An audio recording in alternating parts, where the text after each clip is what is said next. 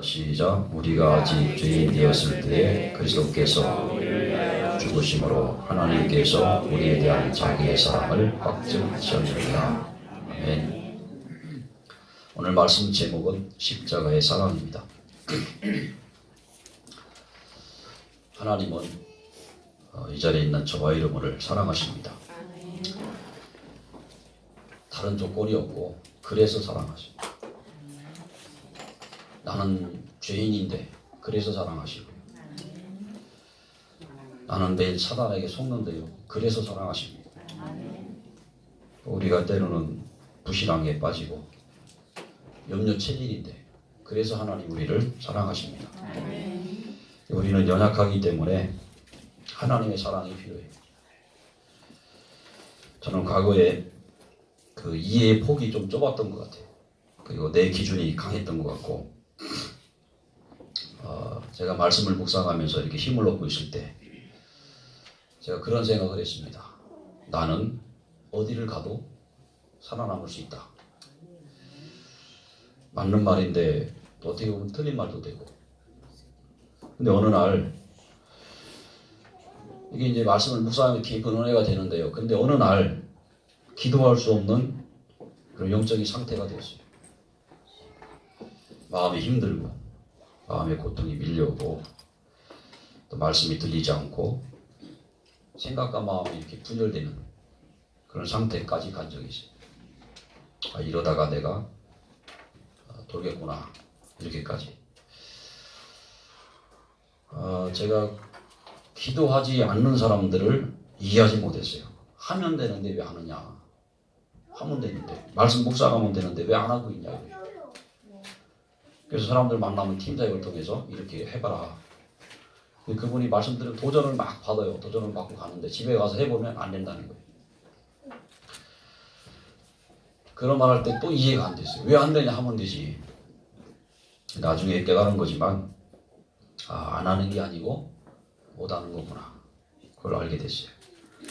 제가 영적으로 허용당해 보니까 그 이해가 됐더라고요. 그렇구나. 못 하는 거구나. 그래서 우리가 필요한 게 있는데 집중입니다. 저는 복음과 말씀에 집중하면서 회복됐어요. 회복되기 시작했고 회복되어 가고 있고. 그래서 우리가 평생 우리는 하나님께 집중해야 돼요. 하나님께 집중한다는 얘기는 복음과 말씀에 집중하는 겁니다. 말씀은 창조의 능력입니다. 복음은 재창조의 능력이에요. 죽은 자를 살리는 능력이 바로 복음의 능력입니다. 그래서 우리는 이 복음으로 현장을 살리고 치유하는 전도자인 줄로 믿습니다. 아멘. 우리는 현장에 사단을 꺾고 현장을 치유하는 왕 같은 제사장입니다. 아멘. 왕은 권세자고 제사장은 이스라엘 백성들의 죄 문제 해결하는 치유하는 그런 치유자였어요. 우리는 그리스도를 통해서 모든 죄를 용서받은 거룩한 나라요. 하나님께서 아끼시고 사랑하는 그분의 소유된 백성인 줄로 믿습니다. 하나님이 우리를 얼마만큼 사랑하시냐? 예수님을 보내서 십자가에 못 박혀 죽게 할 만큼 저와 여러분을 사랑하십니다. 그리고 그 사랑은 영원히 변함이 없어요. 내가 부족하다고 나를 버리시고 내치시고 그런 분이 아니고 내 형편과 사정과 능력과 연약함과 부족함과 관계없이 하나님은 끝까지 우리를 붙들고 계세요. 그게 바로 하나님의 사랑입니다. 그래서 하나님은 성령으로 우리와 함께 하시면서 인도하십니다. 그리고 저와 여러분의 기도에 귀를 기울이세요. 우리의 작은 신음에도 응답하신다고 그랬어요. 우리가 아파서 신음소리만 내도 어디가 아픈지 아시고 들으신다고 그랬어요. 이 땅에서요 사단에게 당하지 말라고 하나님 우리에게 권세를 주셨습니다. 천사를 보내서 오늘도 내일도 매일매일 하나님 우리를 보호하시는 줄로 믿습니다. 그래서 우리는 하늘나라를 배경으로 이 땅을 살리는 전도자의 축복을 받았어요. 근데 왜 나는 어렵습니까? 이렇게 이제 질문하는 경우도 있을 거예요. 제가 그랬어요. 내가 이런 분명히 축복을 받았는데 나는 왜 이렇게 어렵고 힘드냐? 왜 이렇게 고통스럽냐? 하나님은 저와 여러분이 복음의 완전 담당이로 나십니다. 그 복음 가지고 사람 살리는 전도자로 서기를 원하십니다. 나 같은 어려움과 고통 속에서 방황하는 영혼을 살리기를 원하십니다. 근데 야곱은, 지난주에 야곱은 하나님의 그 관심을 가질 수가 없고, 왜요? 상태가 그러니까요. 야곱의 관심은 나 잘 되고, 내 중심, 그리고 오직 돈 버는 거예요. 그리고 오직 성공하는 거 그거였어요. 그러다 보니까 하나님은 야곱을 부르실 때 복음 설명하는 자로 불렀는데 야곱은 그렇게 살지 못했어요. 왜? 거기에 묶여서 나, 돈, 성공에 묶여가지고. 근데 하나님은요, 야곱을 얼마나 사랑하셨는지 고난을 통해서 하나님만 바라보도록 그렇게 하셨어요. 근데 야곱이요, 하나님만 바라보는 자로 점점점 바뀌고 치유돼가지고 회복돼 갑니다. 바로 이것이 바로 하나님의 사랑인 줄로 믿습니다. 그래서 하나님은요, 우리가 그분의 사랑을 깨닫고 누리기를 원하십니다. 그래서 그분의 사랑의 최고의 표현이 뭐냐면 십자가입니다. 오늘 본문에 우리가 아직 죄인 되었을 때 그리스도께서 우리를 위해 죽으심으로 하나님께서 우리에 대한 자기의 사랑을 확증하셨느니라 그랬어요. 어떤 사람은요, 하나님의 사랑을 오해하는 사람도 있어요. 나 같은 사람을 사랑하실까? 이 나같이 못된 사람들. 앞에 서론에 말씀했지만, 그러니까 사랑하십니다. 나같이 각인 뿌리 체질이 완전 똘똘 뭉친 사람, 나 같은 사람도 사랑하시냐? 근데 오해하는 사람도 있어요. 하나님은 우리의 행위와 연약한 부족한 관계없이 여전히 사랑하시는 줄 믿으시기 바랍니다. 하나님의 사랑은 변함이 없어요. 사람은 친구 간에도 서로 기분 나쁘면 사랑하는 마음 가지다가도 너 싫어 이러잖아요. 그렇게 서로 사랑하던 그 연인들도 한판 싸우고 헤어져 버리잖아요. 근데 하나님은 우리를 끝까지 버리지 아니하시고 정가 어느 날까지 우리 함께 하시면서 동행하시며 인도하시는 줄을 믿습니다. 프랑스 교포가 이 짧은 글을 인터넷에 올렸어요. 제목이 뭐냐, 한국의 먹거리, 먹는 거 있잖아요, 먹는 거. 뭐라고 올렸냐면, 저는 프랑스 교포 3세입니다. 저 한국에 온 지 몇 년 됐는데 저 처음에 한국 갔을 때 한국은 간식도 너무 무서운 것 같았어요. 저 점심 먹고 왔더니 과장님이 하시는 말이 입가심으로 계피 사탕 먹을래 했어요. 저 한국 사람들 소 핏국 해장국 있잖아, 선제장국 먹는 줄 알았지만 계피까지 사탕으로 만들어 먹는 줄 몰랐어요. 제가 드라큘라도 아니고. 그래서 무슨 계피로 입가심하냐고 그랬더니 싫다고 그랬더니 그럼 눈깔 사탕은 어때? 그랬어요. 저 너무 놀래가지고 그거 누구 거냐고 물었더니 과장님이 씩 묻더니 내가 사장 거 몰래 빼왔어. 그랬어요. 저 기절했어요. 눈 떠보니 과장님이 저보면서 너 기력이 많이 약해진 것 같다고. 너 몸보신해야 되겠다. 우리 집으로 가자 그랬어요. 그래서 저 너무 불안해서 무슨 보신이냐 했더니 과장님이 제 어깨를 툭 치면서 가자. 가서 우리 마누라 내장탕 먹자 했어요. 저 3일간 못 깨어났어요. 그리고 집에 가는 길에 식당 간판 보고 더 놀랐어요. 할머니 뼈다구 해장국. 무서웠어요. 근데 이거 보고 저는 너무 두려웠어요. 할머니 산채 비빔밥. 네. 할머니가 외국인들이 오면 우리나라 문화를 모르니까 이제 오해를 하고 착각을 하고, 예수 믿는 사람들이 착각할 때가 언제냐면 내가 이렇게 부족한데 연약한데 그런 나를 하나님 사랑하실까, 그렇게 착각을 해요. 그럼에도 불구하고 하나님은 우리를 사랑하십니다. 아멘. 그래서 예수 그리스도를 보내주셨어요. 오늘 첫째로 말씀을 드립니다. 예수님의 십자가 고난은 모든 문제 해결입니다. 과거 문제 해결입니다. 십자가는 그 당시 최고 극형이었어요. 최고 악한 사람들을 죽이는 형틀이 십자가 형틀이었어요. 원래 이게 페르시아에서 시작된 처형 방법이었는데 로마의 알렉산더 대왕 때 그렇게 사람 죽이는 거를 도입을 했어요. 누구를 거기다 죽였냐면 이방인 중에 본토인들, 로마인들은 그렇게 안 죽이고 이방인 중에 반란자, 또 노예 계급에 속한 자 중에 아주 악한 죄를 지은 사람들 거기다가 죽였어요. 사도 바울이 로마 사람이잖아요. 사도 바울도 사실 십자가에 죽어야 되는데 로마 사람이라 참수형을 했어요. 참수형. 근데 그 십자가 형틀에서 바로 예수님이 죽으셨어요. 아무 죄 없이 저와 우리와 인류의 죄 때문에 그 십자가에서 죽으셨습니다. 많은 사람들이 십자가에 달려 죽었어요.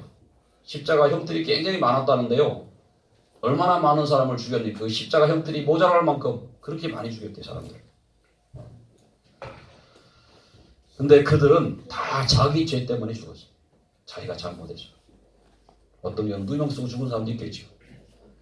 예수님의 죽음은 저와 여러분을 위한, 또 인류를 위한 죽음인 줄로 믿습니다. 그래서 우리의 모든 과거의 죄 문제를 십자가에서 완벽하게 해결하셨어요.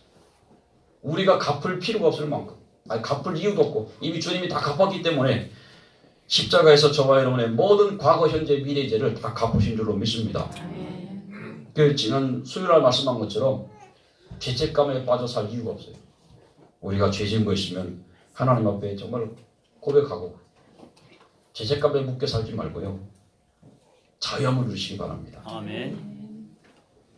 일부러 막 죄짓고 이렇게 살라는 말이 아니고 연약하여 무너지잖아요. 넘어지잖아요. 그리고 십자가의 고난은 현재 문제 해결입니다.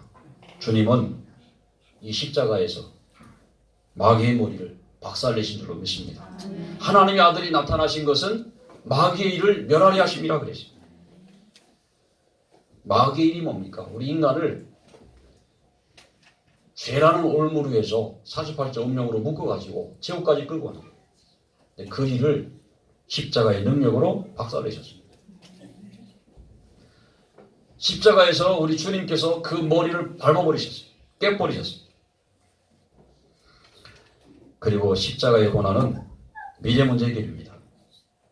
하나님 만나는 길을 열어주셨어요. 히브리서 10장 19절 20절에 보면 형제들아 우리가 예수의 피를 힘입어 성소에 들어갈 담력을 얻었나니 그 길은 우리를 위하여 휘장 가운데 열어놓으신 새로운 살 길이요 그랬어요. 휘장은 곧 그의 육체지라 그랬어요. 예수님이 십자가에서 몸을 찢으심으로 하나님께로 가는 길이 활짝 열렸습니다. 우리는 그 예수님 통해서 구원받은 하나님 자녀예요. 저주 재앙이 여러분 끝난 줄 믿으시기 바랍니다. 우리 인생의 문제 끝났어요. 염려를 다 버리시길 바라요. 제가 복음에 집중하면서요. 자꾸 회복되는 염려 근심이 사라져 버리더라고요. 물론 순간 염려 근심 올 때 있어요. 다시 집중하면 또 사라져 버려요. 내가 하려고 했던 많은 것들을 제가 내려놓게 됐어요. 아, 내가 할 수 있는 게 아니구나. 내가 할 수 있다 할지라도 내가 하는 게 아니구나 깨달았어요. 내 모든 문제 해결하신 주님이 내 인생의 주인입니다. 고백했어요. 저와 여러분의 인생의 주인이 바로 그리스도인 줄로 믿습니다. 성경에 어리석은 자는 그 마음에 이르기를 하나님이 없다고 한다 그러잖아요. 어리석은 자는 그 마음에 하나님이 없다고 해요. 그러면서 자기 마음대로 막 사는 거예요. 하나님 없으니까. 어리석은 신자는요. 그 마음에 내 힘으로 살아도 되네 하는 사람이에요. 내 힘으로도 사라지네 하면서 하나님 바라보지 않는 사람이에요. 그 어리석은 신자예요. 그 어느 날 한계가 오는 거예요. 어떤 랩런트가 그랬어요. 부모님의 신앙, 주변의 사람들이 도와주니까 자기 하는 일이 자꾸 이렇게 풀려가는 거예요. 그러면서요 갈등이 온 거예요. 자기는. 부모의 기도, 주변의 사람들이 막 도와주니까 일이 되니까 갈등이 오는 어떤 갈등이 오냐면 내 인생이 하나님 없이도 되네?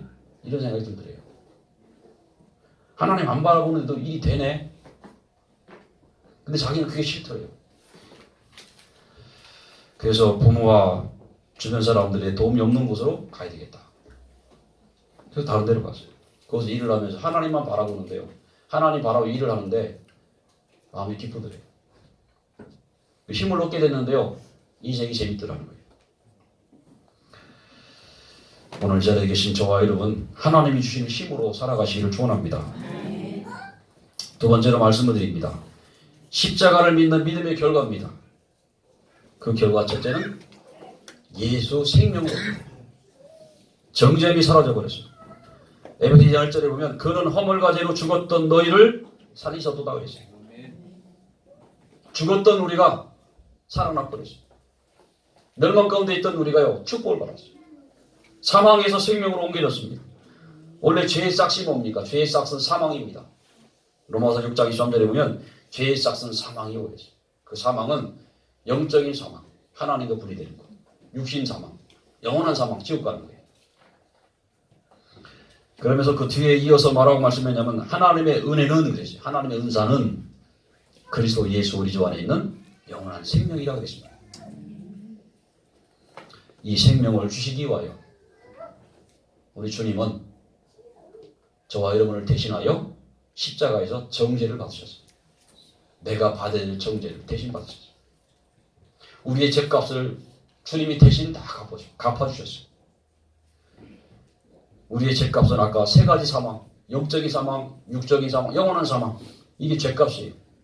근데 그 죄값을 우리 주님이 십자가에서 다 지불하셨어요. 그래서 우리가 갚아야 될 죄값이 있습니까 없습니까? 없어져 버렸어요. 예수님이 다 갚아주셨어요.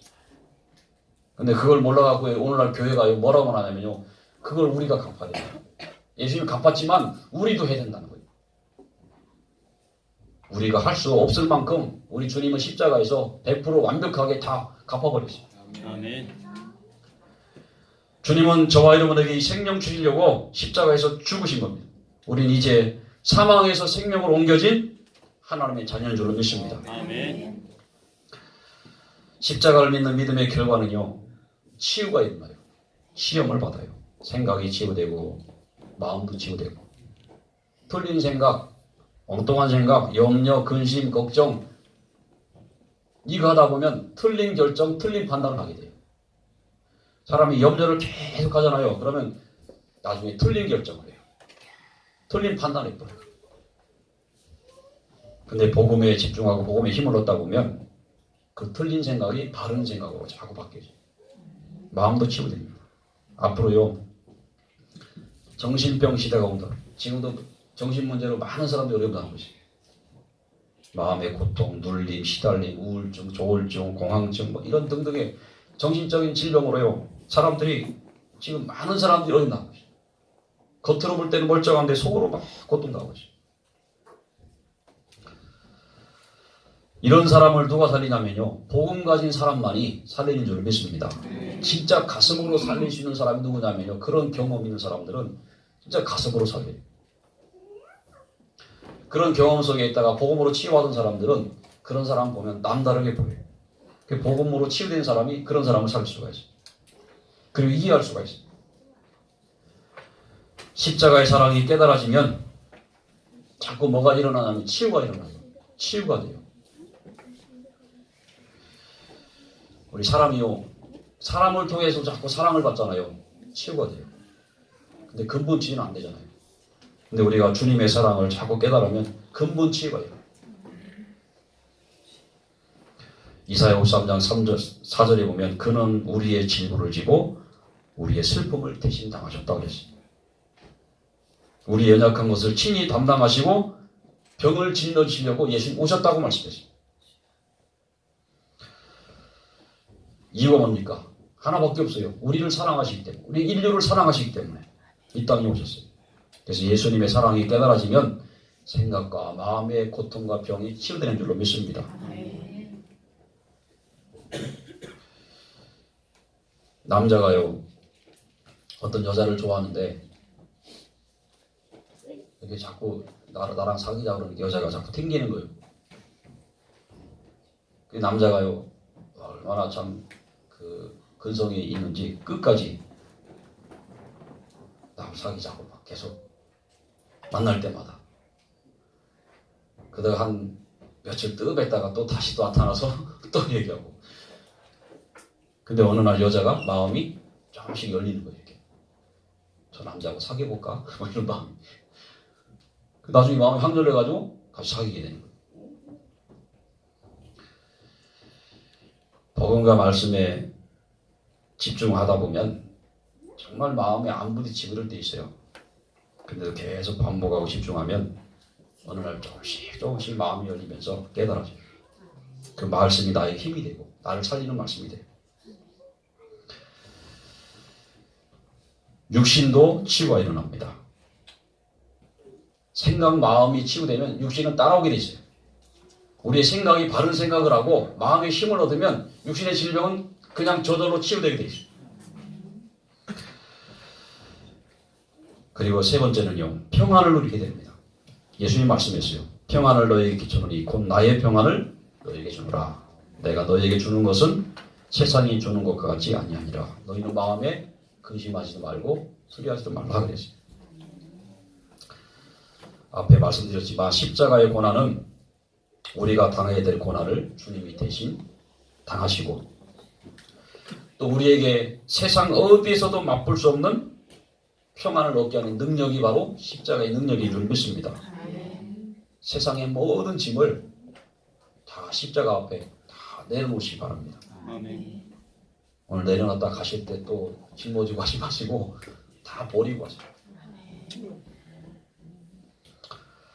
사단은요 신자를 무너뜨리는 방법이 뭐냐면 염려, 근심, 걱정, 불신앙 이거 가지고 우리를 무너뜨려요. 제가 체질이 염려 체질이에요. 제가 성격이 소심한 성격이에요. 혈액형이 A형이 소심하다 그래요. 소심 A형 그러잖아요. 실제 혈액형대로 제가 소심해요 성격이.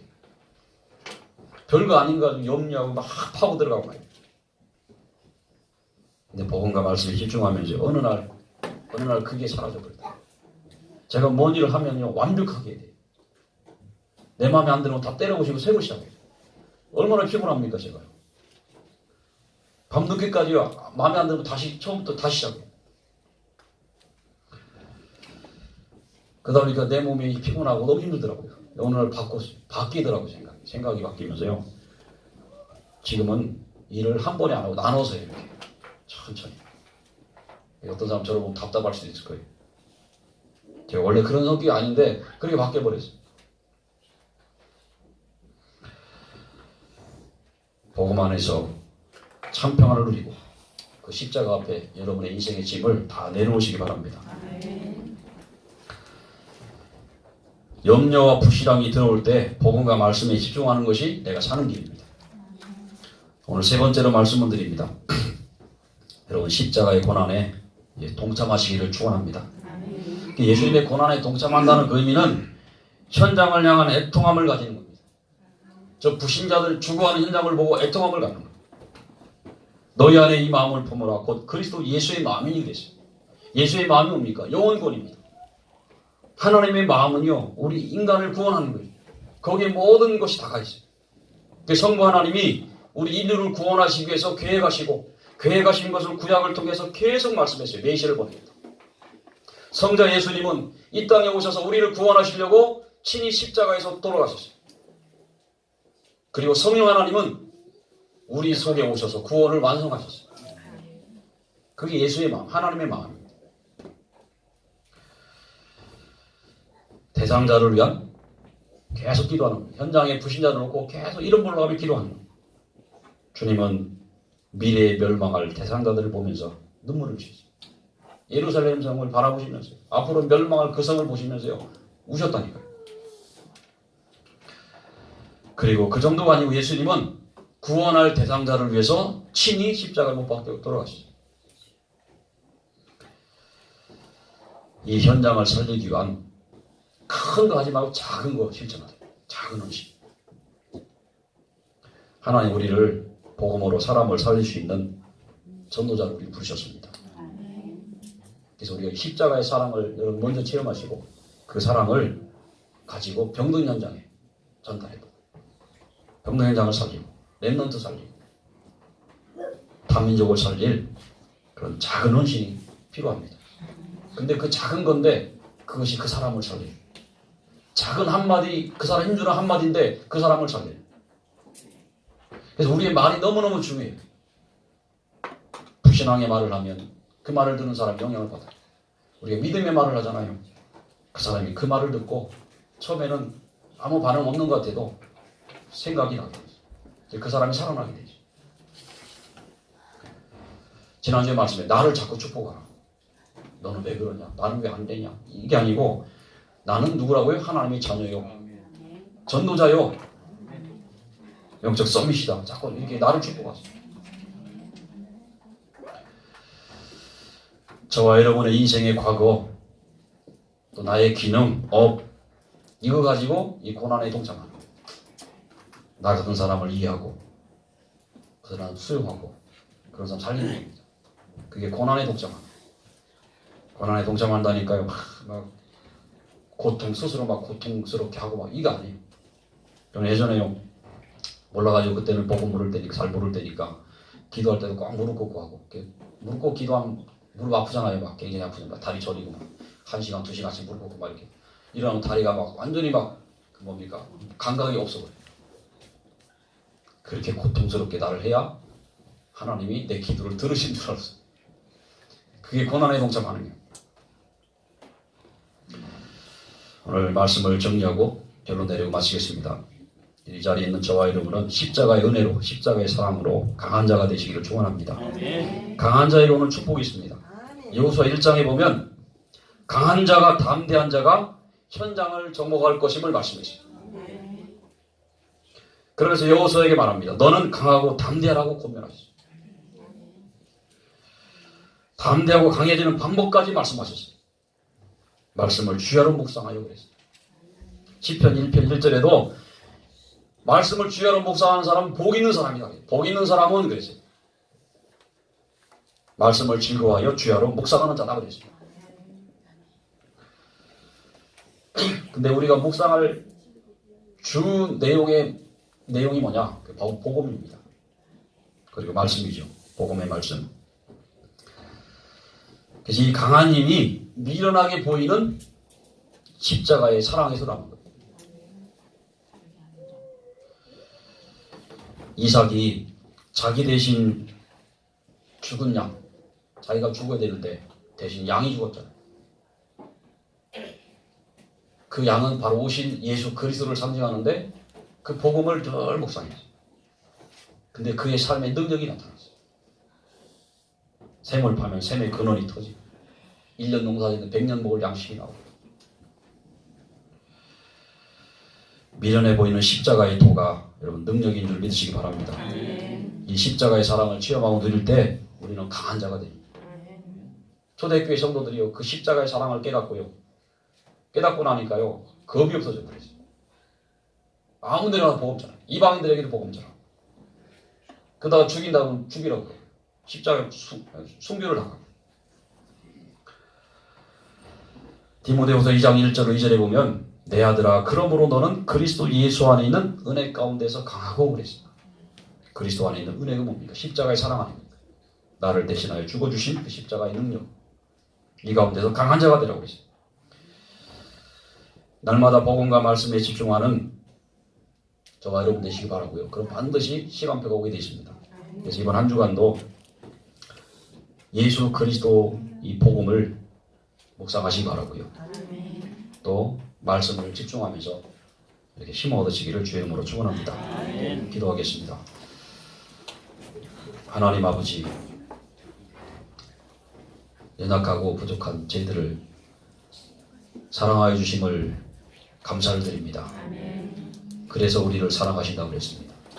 그럼에도 불구하고 우리를 사랑하시는 주님, 우리가 그 하나님의 사랑을 복음과 말씀을 통하여 체험하기 원합니다. 누리기 원합니다. 그래서 그 누리는 이 복음을 또한 현장에 전달할 수 있도록 하나님이 축복해 주옵소서. 살아계신 예수님으로 기도합니다.